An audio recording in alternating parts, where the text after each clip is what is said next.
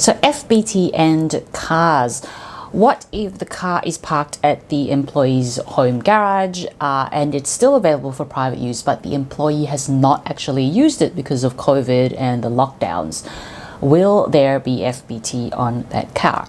Well, the short answer is no, but there are a few things that you need to be mindful of. So let's jump into the tax office's COVID and FBT and cars fact sheet. So you want to look up FBT and COVID, and you should be able to find that PDF fact sheet pretty quickly. And let me just grab my annotation tool. Yep, so and on the first page, you want to go to this section here where it talks about if the car is home garaged and not being driven. So the ATO says here that the car has not been driven at all or has only been driven for the purposes of maintaining car, then we will accept that you don't actually hold the car for the purposes of providing a fringe benefit to your employees. So in this situation, you must elect the operating cost method, and then there'll be nil taxable value and therefore no FBT liability. And you should maintain odometer records to show that it hasn't been driven or it has only been driven for the purposes of maintaining the car. So the ATO says here very clearly that if you don't use the op cost method and if you use the stat formula method, then you will have an FBT liability because the car is garaged at home and will be taken to be available for private use. So if you want to go back to our notes from the basic series of FBT in cars, you will know that statutory formula method is taxable value. Formula is the base value times the stat rate and the days available for private use divided by the number of days in the FBT year. And so this is where the ATO is saying that if you use the stat formula method, the car will still be taken to be available for use the entire time that it's parked at the employee premises.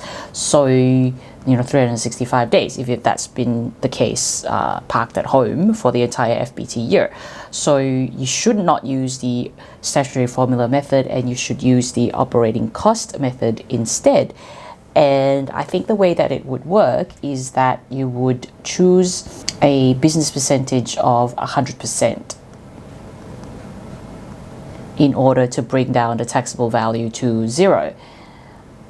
Just a couple of things that the ATO is saying as well is that you definitely need to keep odometer records, right? But it doesn't say anything about logbooks. So, it's very hard to keep a logbook when you're not driving the car at all, right? But then the next question that you might ask is then, okay, so what's considered driving around for the purposes of maintaining the car? How many kilometers is that?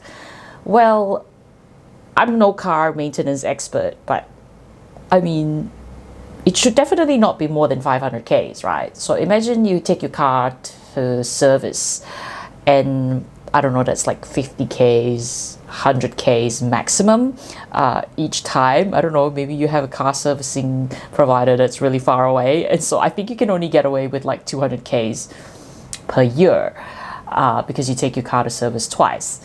And then, you might need to start the engine, I don't know, every fortnight and drive it around to maintain the car. And so that's like, I don't know, 10 Ks every fortnight. So that's like 250, 260 Ks-ish. So I think in total that's only like 500 Ks. So if your odometer records shows anything more than that, I think that you would have a risk that the car has actually been driven around. So this concession really only applies to genuine, employees that really have not used their work car at all during the FBT year. So it's quite a limited concession, but definitely may be handy for those that are, genuinely did not drive their cars. I hope this was helpful. Cheers.